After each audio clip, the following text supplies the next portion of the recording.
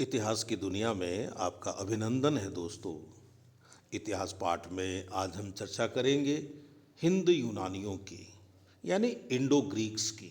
मेरे पास जो किताब है उसका नाम है प्राचीन भारत का राजनीतिक तथा सांस्कृतिक इतिहास, जिसे लिखा है प्रोफेसर विमल चंद्र पांडेय ने।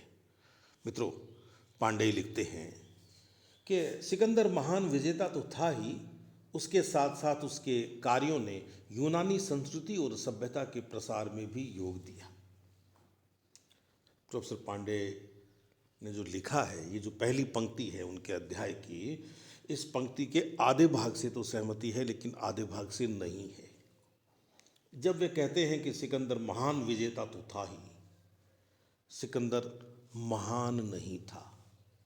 यूरोपीय इतिहासकारों ने सिकंदर को महान बना दिया। वस्तुतः एक ऐसी जाति जो किसी दूसरी जाति पर शासन कर रही हो, एक ऐसा देश जो दूसरे देश पर शासन कर रहा हो, कभी नहीं चाहेगा कि जिन पर वह शासन कर रहा है उस देश के लोग अपने इतिहास के गौरव को याद रखें। वह देश यही चाहेगा कि जिस देश पर हम शासन कर रहे हैं उस देश की जनता अपने इतिहास के गौरव को भूल जाए और दूसरे देशों के इतिहास में कुछ ऐसे लोग हुए हैं जिन्होंने उन पर हमला किया था, ऐसे हमलावरों को महान बता दिया जाए, या ऐसे लोगों को महान बताया जाए जो उस देश की जिस पर वे शासन कर रहे हैं उसकी संस्कृति का प्रतिनिधित्व नहीं करते, उसकी सभ्यता का प्रतिनिधित्व नहीं करते। खैर, यह एक अलग विषय है। बहुत बड़ी चर्चा हो सकती है कि सिकंदर महान था या नहीं, और जब उसको भारत के संदर्भ में पढ़ें तो उसको कितना महान माने। फिलहाल मैं प्रोफेसर पांडेय ने जो आगे लिखा है वह बता रहा हूँ। वे लिखते हैं, अपने अभियान मार्ग पर उसने अनेक नगरों और उपनिवेशों की स्थापना की थी। ये स्थान सैनिक केंद्र होने के साथ साथ संसार में लघुत्तर यूनानों की भांति थे। अपनी भौगोलिक विशेषता के कारण बहुत दिनों तक इन्होंने एशिया और यूरोप के अनेक जल मार्गों एवं स्थल मार्गों को अपने नियंत्रण में रखा और इस प्रकार अपने देश की सुरक्षा तथा व्यापारिक प्रगति में योग दिया। ये जो लघुत्तर यूनान कहे जा रहे हैं, इसका मतलब इतना ही है कि जहाँ जहाँ सिकंदर गया वहाँ वहाँ उसने यूनान की संस्कृति और सभ्यता का प्रभाव छोड़ा। और वह ज़माना था, वह जो दौर था, उस दौर में सैनिकों के दल साथ चला करते थे, विजेताओं के या योद्धाओं के साथ, सेनापतियों के साथ। तो वे जहाँ पड़ाव करते थे, वे जहाँ ठहरते थे, वहाँ कुछ सैनिक रह भी जाते थे। और ये जो रहे हुए सैनिक हैं, ये अपनी सभ्यता की, अपनी संस्कृति का प्रतिनिधित्व करते थे और उसका वहाँ प्रसार भी हो जाता था जहाँ वे रहते थे। साथ ही साथ इन्होंने बृहत्तर यूनान की स्थापना में विपुल योग दिया। प्रोफेसर पांडेय कहना चाहते हैं कि ये जो स्थान स्थान पर जो पॉकेट्स बने यूनानियों के, इनके कारण यूनान का फैलाव हुआ, यूनान का विस्तार हुआ। यूनानियों ने इन्हीं सैनिक आधारों से एशिया के विभिन्न प्रदेशों में अपने सैनिक प्रभुत्व को स्थापित किया। परिणामतः कुछ समय तक यूनानियों का इतिहास संपूर्ण मध्य एशिया और पूर्वी एशिया का इतिहास बन गया। यह इतिहास उनका औपनिवेशिक इतिहास है, उनका सैनिक इतिहास है तथा उनका सांस्कृतिक इतिहास है। यहाँ चूंकि प्रोफेसर पांडेय ने लिख दिया है कि औपनिवेशिक इतिहास है, यानी यूनान के उपनिवेश बन गए थे इन हमलावरों के कारण। तो जब उपनिवेश बनेंगे तो फिर सैनिक प्रभुत्व भी स्थापित होगा और सांस्कृतिक प्रभाव भी स्थापित होगा। यह इतिहास उनका औपनिवेशिक इतिहास है, उनका सैनिक इतिहास है तथा उनका सांस्कृतिक इतिहास है। यूनानियों के प्रसार से भारतवर्ष अछूता न रहा। मौर्य काल के पतन से लेकर गुप्त काल के अभ्युदय तक भारतवर्ष का इतिहास प्रधानतः विदेशियों की साम्राज्यवादिता का इतिहास है। यूनानियों, शकों, पहलवों और कुषाणों के शासन का इतिहास है। ठीक है, यह बात कि इस दौर में मौर्य काल के बाद से लेकर और गुप्त काल के उदय तक भारत में विदेशी जातियों का बहुत आना जाना रहा, लेकिन इसका मतलब यह नहीं है कि भारत के लोग सक्षम नहीं थे या जो थे वे बाहर से आने वाले लोग ही थे। इस विदेशी साम्राज्यवादिता के इतिहास का अंकुरण सिकंदर द्वारा स्थापित बैक्ट्रिया यानी बल्ख नामक एक उपनिवेश से हुआ। भारतवर्ष पर आक्रमण करते समय सिकंदर ने यहाँ एक यूनानी उपनिवेश बसाया था और यहीं से भारतवर्ष के विरुद्ध सैनिक कार्यवाही करने की योजना बनाई थी। ये जो सैनिक कार्रवाई की बात कही जा रही है, वह कार्रवाई कहाँ से की गई थी? बैक्ट्रिया से की गई थी। सैनिक दृष्टि से यह प्रदेश अत्यंत सुरक्षित था। पूर्व में हिंदू कुश और पामीर की श्रेणियां इसकी सीमा निर्धारित करती हैं। दक्षिण में पेरोपेनिसिडाई और आर्कोशिया के प्रदेश हैं। इसके पश्चिम में पार्थिया का राज्य और कैस्पियन सागर है और उत्तर में सर और आमू सरिताएं बहती हैं। इन्हीं सरिताओं से मिला हुआ साग्डियाना का प्रदेश है जो प्रायः बैक्ट्रिया के राज्य में ही समाविष्ट रहा है। प्राचीन काल में बैक्ट्रिया का राज्य अपनी उर्वरा भूमि के लिए प्रसिद्ध था। एपालोडोरस का कथन है कि वहाँ के निवासियों यूनानियों का समृद्धि का कारण बैक्ट्रिया की उर्वरता ही थी। आजकल इस प्रदेश का अधिकांश भाग मरुस्थल है, लेकिन प्राचीन काल में सर और आमू नदियों और उनकी सहायक नदियों तथा नहरों के जल ने इस प्रदेश को उर्वर बना दिया था। समरकंद का चातुर्दिक प्रदेश मध्य एशिया में सबसे अधिक उर्वर प्रदेशों में गिना जाता था। मर्व की हरितिमा से आच्छादित भूमि सुविख्यात थी। कृषि के अतिरिक्त व्यापार में भी बैक्ट्रिया राज्य ने महत्वपूर्ण प्रगति की थी। यह एशिया और यूरोप के यातायात के मार्गों के मध्य में स्थित था। बैक्ट्रा और मर्व के नगर एशिया के प्रमुख व्यापारिक केंद्र थे। इसके अतिरिक्त बैक्ट्रिया राज्य अपनी खूबसूरती और बहुमूल्य खानों के लिए भी प्रसिद्ध था। बदख्शां और साग्डियाना अपने अनेक प्रकार के बहुमूल्य रत्नों के लिए विख्यात थे। दारा प्रथम के अभिलेखों में बहुमूल्य रत्नों के लिए इन प्रदेशों का नाम लिखा हुआ मिलता है। परंतु बैक्ट्रिया में सोने और चांदी का सदैव अभाव रहा है। यूथिडेमस चांदी की नवीन मुद्राओं का अधिक निर्माण नहीं करा सका। उसके जो हमें प्रमाण मिले हैं उसने प्रमुखतया पूर्व प्रचलित मुद्राओं को ही पुनः अंकित करके प्रसारित किया। इस तरह के प्रमाण हमें यूथिडेमस के मिले हैं। दारा के अभिलेखों से बैक्ट्रिया के किसी भी ऐसे प्रदेश का उल्लेख नहीं मिलता जहां से सोना उपलब्ध होता हो। डियोडोटस और यूथिडेमस की केवल एकाध स्वर्ण मुद्राएं ही उपलब्ध हुई हैं। उनके पश्चात तो यूक्रेटाइडीज को छोड़कर किसी भी यूनानी शासक ने स्वर्ण मुद्राओं का निर्माण नहीं किया। यूक्रेटाइडीज की भी केवल एक ही स्वर्ण मुद्रा प्राप्त हुई है। संभव है कि वह भी आयातित स्वर्ण से निर्मित कराई गई हो। इसी प्रकार शक शासक भी स्वर्ण मुद्राओं का निर्माण नहीं करा सके। केवल कुषाण शासकों ने ही नियमित रूप से स्वर्ण मुद्राओं का निर्माण कराया था, परंतु यह निर्माण भी रोम साम्राज्य से हस्तगत हुई स्वर्ण निधि की सहायता से ही संभव हो सका था। इस प्रकार बैक्ट्रिया राज्य की भौगोलिक अवस्था ने अनेक प्रकार से उसके इतिहास को प्रभावित किया था।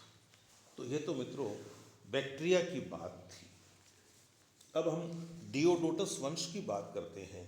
बैक्ट्रिया सेलूकसी सीरिया का प्रांत था। 250 ईसा पूर्व एंटियोकस द्वितीय सीरिया का राजा था। और डियोडोटस प्रथम उसके अधीन बैक्ट्रिया का गवर्नर था। जस्टिन के कथनानुसार इसी काल के लगभग डियोडोटस प्रथम ने अपने प्रभु नरेश के विरुद्ध बगावत कर दी और बैक्ट्रिया में अपना स्वतंत्र शासन स्थापित कर लिया। बैक्ट्रिया में दो प्रकार की मुद्राएं प्राप्त हुई हैं। प्रथम प्रकार में डियोडोटस प्रथम का चित्र है, लेकिन साथ में एंटिओकस द्वितीय का नाम अंकित है।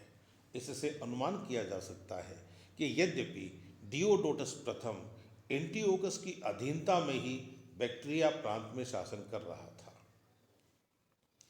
फिर भी धीरे धीरे उसकी शक्ति बढ़ रही थी और वह राजकीय मुद्राओं पर अपना नाम भी अंकित करवाने लगा था। कालांतर में द्वितीय प्रकार की मुद्राओं पर हम डियोडोटस प्रथम का चित्र और नाम दोनों पाते हैं। इससे सिद्ध होता है कि कुछ समय पश्चात उसने अपनी स्वतंत्रता घोषित कर दी थी। 247 ईसा पूर्व में एंटिओकस द्वितीय की मृत्यु हो गई और उसका पुत्र सेलुकस द्वितीय सीरिया साम्राज्य का उत्तराधिकारी हुआ। कदाचित पार्थिया के विरुद्ध अपनी राजनैतिक अवस्था को सुदृढ़ करने के लिए नवीन सम्राट ने अपनी बहन का विवाह बैक्ट्रिया के स्वतंत्र गवर्नर डियोडोटस प्रथम के साथ कर दिया।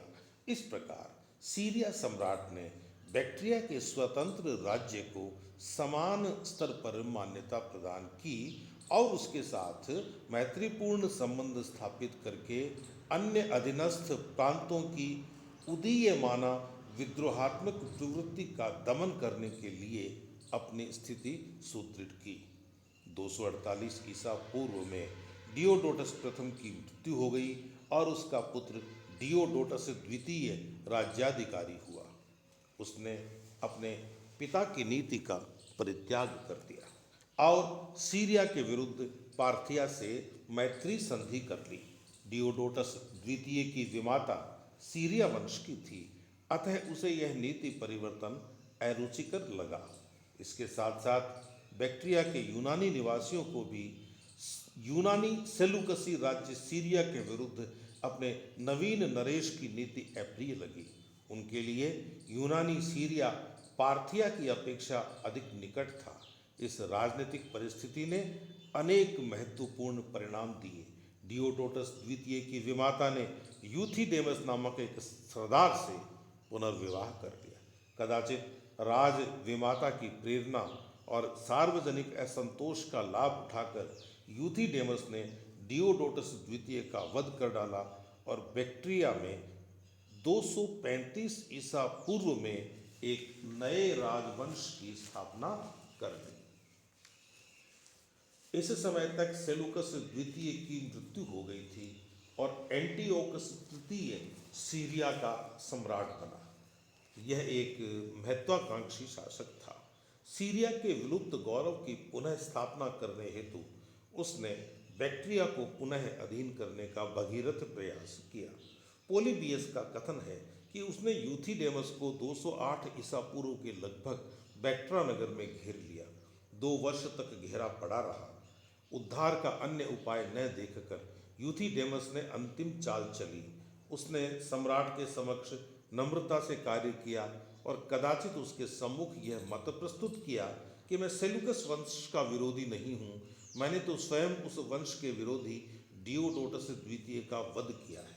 मेरा सम्राट से कोई बैर नहीं है, परंतु इतने पर भी सम्राट मेरे विरुद्ध कार्रवाई जारी रखते हैं तो मुझे विवश होकर उत्तर की बर्बर जाति को अपनी सहायता के लिए आमंत्रित करना पड़ेगा। कदाचित एंटिओकस तृतीय की बुद्धि में यह बात समा गई। उसने घेरा उठा लिया और यूथिडेमस को स्वतंत्र शासक मान लिया। यही नहीं, मैत्री को दृढ़तर करने के लिए एंटिओकस ने अपनी पुत्री का विवाह यूथिडेमस के पुत्र डेमेट्रियस के साथ कर दिया। पोलिबियस का कथन है कि इस संधि के पश्चात एंटिओकस तृतीय ने काकेशस यानी हिंदू कुश को पार किया और भारतवर्ष के राजा सोफागसेनस से संधि कर ली। सोफागसेनस का संस्कृत रूप सुभागसेन होता है। कदाचित यह तारानाथ द्वारा उल्लिखित वीरसेन का ही कोई संबंधी था। डॉक्टर स्मिथ का मत है कि यह सुहाग सेन काबुल घाटी का कोई सामंत रहा होगा, परंतु यह मत न्याय संगत नहीं प्रतीत होता। पोलिबियस स्पष्ट रूप से उसे भारतवर्ष का राजा कहता है। इससे यही ध्वनित होता है कि वह उत्तरी पश्चिमी भारत के किसी प्रदेश का स्वतंत्र शासक था। एंटिओकस तृतीय और सुहाग सेन के बीच युद्ध हुआ अथवा नहीं, यह निश्चित रूप से नहीं कहा जा सकता, लेकिन पोलिबियस का कथन है कि यूनानी सम्राट को इस भारतीय नरेश के विरुद्ध अधिक सफलता नहीं मिली और विदेशी आक्रमणकारियों ने सुहाग सेन के साथ संधि कर लेना ही कल्याणकर समझा। इससे निष्कर्ष यही निकलता है कि एंटिओकस का राज्य हिंदू कुश के पूर्व में विस्तार नहीं पा सका था। तो यूथिडेमस का राज्य विस्तार कहाँ तक था, यह चर्चा यदि हम करें तो हम पाते हैं कि यूथिडेमस एक साहसी और महत्वाकांक्षी शासक था। अपनी बुद्धि और बल से उसने बैक्ट्रिया का राज्य प्राप्त कर लिया तथा सीरिया के सम्राट एंटिओकस से मोर्चा लिया। विवश होकर सम्राट को उसे बैक्ट्रिया का स्वतंत्र शासक मानना पड़ा। बैक्ट्रिया में अपनी स्थिति सुदृढ़ करने के पश्चात यूथिडेमस ने चतुर्दिक राज्य विस्तार किया। उत्तर पूर्व की ओर फरगना का प्रदेश था। यह निकिल धातु के लिए प्रसिद्ध था। जैसा कि हम जानते हैं, बैक्ट्रिया में धातु की कमी थी, अतः यूथिडेमस ने निकिल धातु प्रदान फरगना पर हमला किया और उसे जीत लिया। यूथिडेमस के उत्तराधिकारियों ने इस विचित्र प्रदेश में फरगना की निकिल धातु से मुद्राओं का निर्माण किया था। उत्तर पश्चिम में उसकी मुद्राएं बुखारा में मिली हैं। प्रकट होता है कि साग्डियाना का प्रदेश भी उसके अधिकार में था। पश्चिम में उसने पर्शिया पर आक्रमण किया और उसका कुछ भाग अपने राज्य में मिला लिया, परंतु सबसे अधिक सफलता उसे दक्षिण पूर्व में मिली। उसकी कांसे की मुद्राएं पेनिसेडाई यानी काबुल घाटी, अर्कोशिया यानी कंधार और सीस्तान के विस्तृत भूखंड में उपलब्ध हुई हैं। यह अनुमान किया जा सकता है कि अफगानिस्तान का अधिकांश और पूर्वी फारस का कुछ भाग यूथिडेमस के अधिकार में था। टान महोदय का कथन है कि दक्षिण और दक्षिणी पूर्व के ये प्रदेश यूथिडेमस के पुत्र और उत्तराधिकारी डेमेट्रियस ने जीते थे, यूथिडेमस ने नहीं। अपने मत की पुष्टि में इस विद्वान का तर्क है कि ये भाग सीरिया राज्य के अंतर्गत आते थे। सीरिया साम्राज्य की दुर्व्यवस्था 190 ईसा पूर्व के मैग्नीशिया युद्ध के बाद हुई थी। इसी तिथि के पश्चात यूथिडेमसी वंश ने सीरिया के कुछ अधीनस्थ प्रदेशों पर अपना अधिकार कर लिया होगा। 200 ईसा पूर्व तक यूथिडेमस मर चुका था, अतः उपर्युक्त प्रदेशों की विजय उसके पुत्र डेमेट्रियस ने की होगी। जहाँ तक इन प्रदेशों में प्राप्त यूथिडेमस की मुद्राओं का प्रश्न है, टार्न महोदय का कथन है कि राज्य प्राप्त करने के पश्चात कुछ काल तक डेमेट्रियस ने अपने मृतक पिता की मुद्राओं को चलने दिया। यही कारण है कि यूथिडेमस की मुद्राएं उन प्रदेशों में भी प्राप्त होती हैं जो स्वयं उसके अधीन नहीं थी, लेकिन उसके पुत्र के अधीन थी। मित्रों, यह था आज का इतिहास पाठ। जब हम अगली बार मिलेंगे तो अपनी चर्चा शुरू होगी यूथिडेमस और भारतवर्ष को लेकर। नमस्ते।